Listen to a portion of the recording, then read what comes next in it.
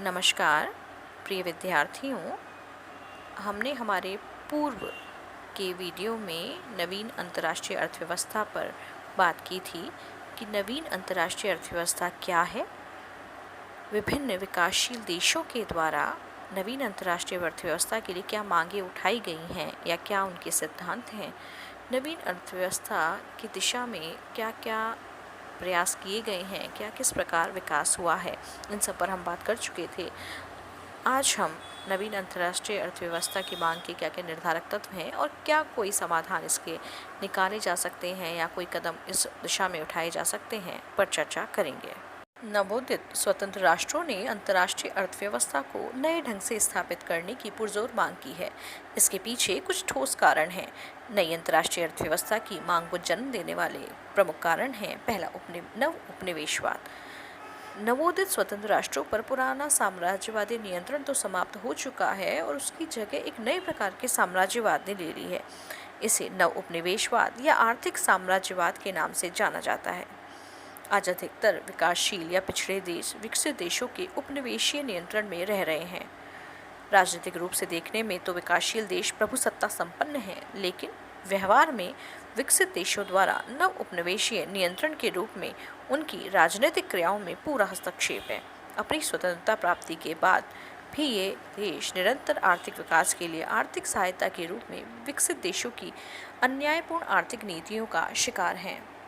उनकी दयनीय आर्थिक स्थिति के लिए साम्राज्यवादी शक्तियां भी उत्तरदायी हैं। अपनी स्वतंत्रता प्राप्ति से पहले भी इन विकसित देशों ने इनका आर्थिक शोषण किया और स्वतंत्रता प्राप्ति के बाद भी यह प्रक्रिया कभी बंद हुई ही नहीं। विकासशील देशों की वित्तीय सहायता प्राप्त करने की आर्थिक मजबूरियां नव उपनिवेशीय शोषण की प्रवृत्ति का ही परिणाम है।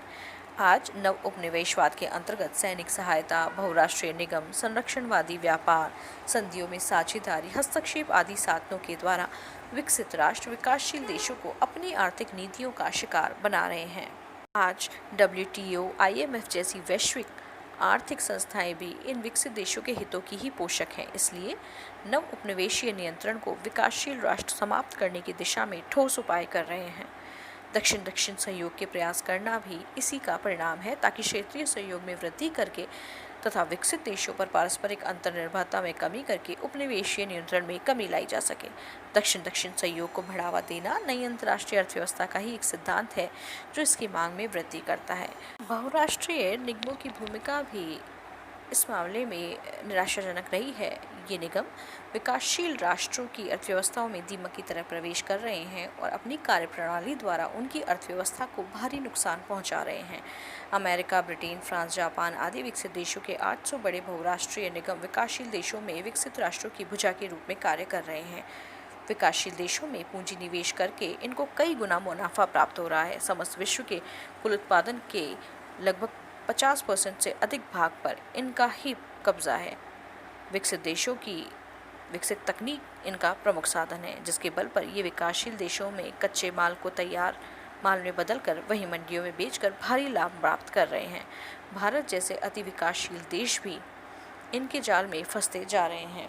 जो कम विकासशील देश हैं उनकी स्थिति तो और भी शोचनीय है। इन निगमों ने विकासशील देशों की मंडियों और तकनीक के रास्ते में बहुत सारी रुकावटें पैदा कर रखी हैं, जिससे विकासशील देशों की उत्पादित वस्तुएं अंतर्राष्ट्रीय प्रतिस्पर्धा में पिछड़ जाती हैं। बहुराष्ट्रीय निगमों की इस लज्जास्पद भूमिका के कारण विकासशील देश लगातार कच्चे माल की मंडियां बनती जा रही हैं और इस पर विकसित राष्ट्रों की पकड़ मजबूत होती जा रही है। विकासशील देशों के पास बहुराष्ट्रीय निगमों द्वारा पैदा किए अवरोधों की कोई काट नहीं है। ये निगम नव उपनिवेशवाद का एक मजबूत साधन होने के नाते विकसित देशों के हितों में ही वृद्धि कर रहे हैं और विकासशील देशों का भरपूर आर्थिक शोषण हो रहा है। आज अधिकतर विकासशील देश विकसित देशों की इस चाल को समझ चुके हैं कि बहुराष्ट्रीय निगम भी विकासशील देशों की अर्थव्यवस्था पर नियंत्रण स्थापित करने के ही एक साधन है। इसलिए विकासशील देश बहुराष्ट्रीय निगमों की शोषणकारी भूमिका को समाप्त करने के उद्देश्य से नवीन अंतर्राष्ट्रीय अर्थव्यवस्था की मांग कर रहे हैं। आज उत्तर और दक्षिण में गहरी खाई है। उत्तर के विकसित देश जो 30% जनसंख्या वाले हैं, विश्व के 70% जनसंख्या वाले विकासशील देशों पर अपना आर्थिक वर्चस्व कायम किए हुए हैं। आज विकासशील देशों में आर्थिक विकास के नाम पर गरीबी, भुखमरी, भ्रष्टाचार जैसी समस्याएं विद्यमान हैं, जबकि विकसित देश विलासितापूर्ण जीवन जी रहे हैं। ये सभी देश विकासशील देशों का आर्थिक शोषण करके ही फल फूल रहे हैं। आज विकासशील देशों के पास शिक्षा, स्वास्थ्य जैसी मूलभूत सुविधाएं उपलब्ध कराने के लिए आर्थिक साधनों की कमी आड़े आ रही है। इन देशों में लोगों को भरपेट भोजन भी नहीं मिल पा रहा है और कुपोषण की समस्याएं भी निरंतर बढ़ रही हैं। विश्व अर्थव्यवस्था के असंतुलित विकास ने विकासशील देशों की समस्याओं को और अधिक बढ़ा दिया है।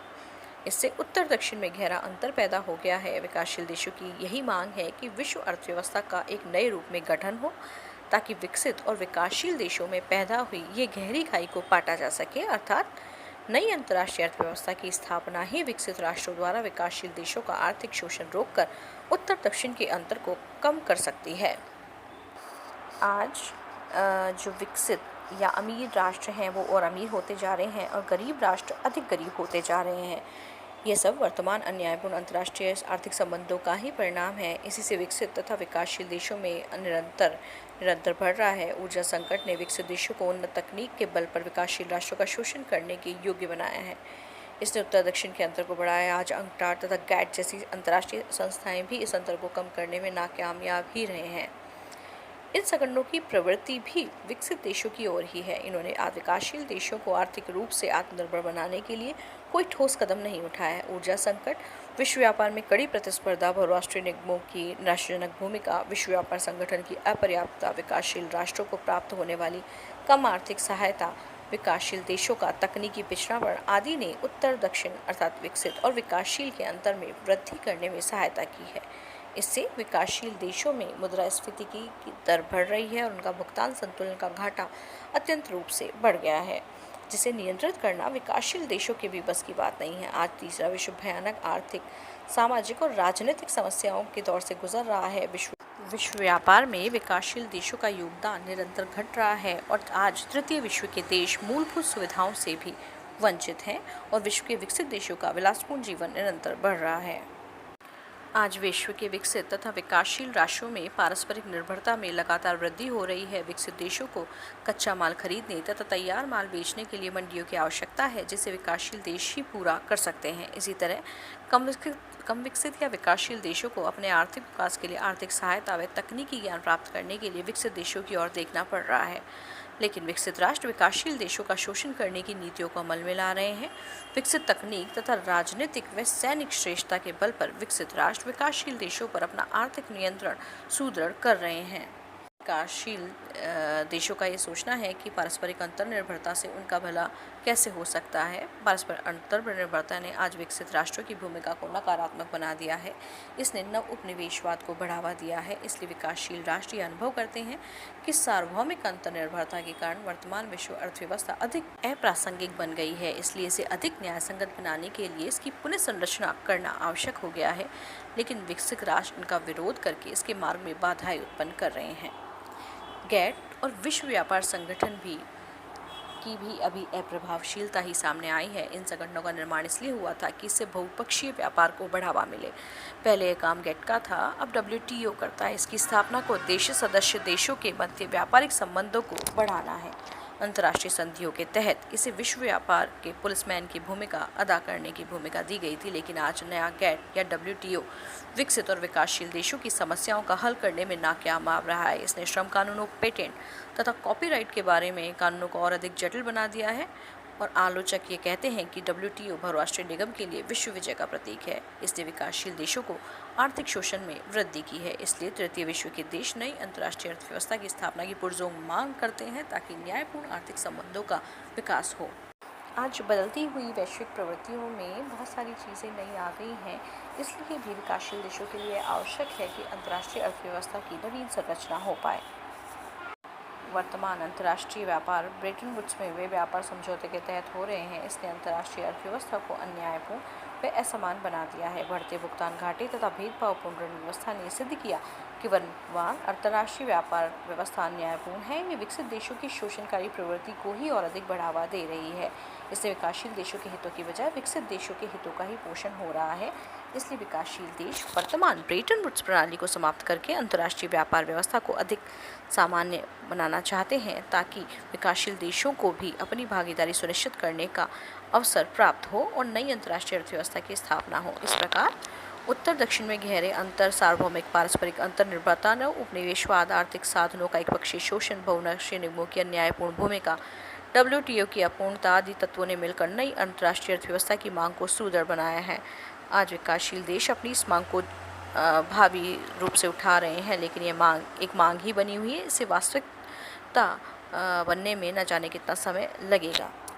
आज अंतर्राष्ट्रीय अर्थव्यवस्था की अवधारणा में कई विषय और समस्याएं शामिल की गई हैं। इन समस्याओं का समाधान उत्तर दक्षिण वार्ताओं पर निर्भर करता है। यदि इन समस्याओं का उचित समाधान करने में विकासशील व विकसित देशों को सफलता मिल जाए तो विश्व में नई अंतर्राष्ट्रीय अर्थव्यवस्था की स्थापना होगी और सभी अंतर्राष्ट्रीय आर्थिक संबंध नए सिरे से स्थापित होने लगेंगे। सबसे पहले वर्तमान विश्व अर्थव्यवस्था में संस्थागत परिवर्तन की आवश्यकता है। आज विश्व अर्थव्यवस्था को संचालित करने वाली सभी संस्थाएं विकसित राष्ट्रों के हितों की पोषक हैं। आर्थिक संबंधों को संचालित करने वाले सभी नियम भी अन्यायपूर्ण हैं। इसलिए विकासशील देशों की यह बात उचित है कि विश्व बैंक, अंतर्राष्ट्रीय मुद्रा कोष, WTO, गेट जैसी सभी संस्थाओं का पुनर्गठन करने की आवश्यकता है। जो वर्तमान पेटेंट और कॉपीराइट कानून है वो भी विकसित देशों की अर्थव्यवस्था के लिए ही लाभकारी स्थितियाँ पैदा करते हैं। इसलिए विश्व आर्थिक संस्थाओं और उनकी कार्यप्रणाली में परिवर्तन करना आवश्यक है तथा न्यायपूर्ण अर्थव्यवस्था पर आधारित न्यायपूर्ण अंतर्राष्ट्रीय संबंधों का जिससे जन्म हो पाए। इस प्रकार हम ये कह सकते हैं कि वर्तमान अर्थव्यवस्था की पुनः संरचना, ब्रेटन वुड्स व्यवस्था में पूर्ण संशोधन, पुराने ऋणों की समाप्ति, विश्व व्यापार में तृतीय विश्व के देशों का अधिक हिस्सा प्रदान करना, तकनीकी हस्तांतरण, अंतर्राष्ट्रीय निर्णयों में उचित भागीदारी, कृषि तथा उद्योग के लिए अधिक आर्थिक सहायता आदि की व्यवस्था द्वारा नई अंतर्राष्ट्रीय अर्थव्यवस्था की स्थापना का मार्ग प्रशस्त किया जा सकता है। इसके लिए पारस्परिक अंतर्निर्भरता की बजाय आत्मनिर्भरता की अधिक आवश्यकता है। आज तृतीय विश्व के देशों में आपसी सहयोग की प्रवृत्ति जन्म ले रही है। लंबे समय से ही G77, G15, दक्षिण दक्षिण सहयोग आदि प्रयासों से नवीन अंतर्राष्ट्रीय अर्थव्यवस्था की दिशा में ठोस कदम भी उठाए जा रहे हैं, लेकिन विकासशील देशों में आपसी सहयोग की भावना की कमी के चलते दक्षिण दक्षिण सहयोग के कार्यक्रम को भी भारी क्षति पहुंच रही है। ऐसी स्थितियों में नवीन अंतर्राष्ट्रीय अर्थव्यवस्था की कल्पना करना थोड़ा अप्रासंगिक लगता है। यदि नवीन अंतर्राष्ट्रीय अर्थव्यवस्था की स्थापना का मार्ग तैयार करना है तो सबसे पहले विकासशील देशों में आपसी सहयोग की प्रवृत्ति बढ़ानी होगी और उत्तर दक्षिण संवाद को बनाए रखने के लिए विकसित देशों पर दबाव भी बनाना होगा ताकि वर्तमान अन्यायपूर्ण विश्व अर्थव्यवस्था को समाप्त करने की दिशा में विकासशील देशों द्वारा किए जाने वाले प्रयासों को विकसित राष्ट्रों का भी भरपूर सहयोग प्राप्त हो सके।